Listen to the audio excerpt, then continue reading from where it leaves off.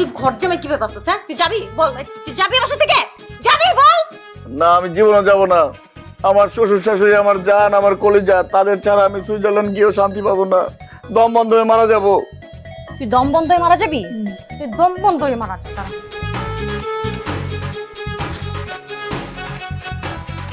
আমার মুখ তুমি বন্ধ করতে পারবে না। আমি আমার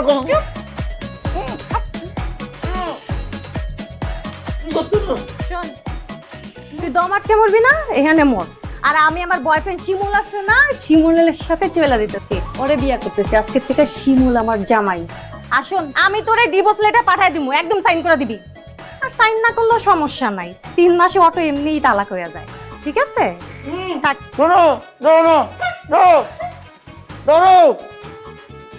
আব্বু, আব্বু, আমার বউ ভাগলো, আব্বু, আব্বু।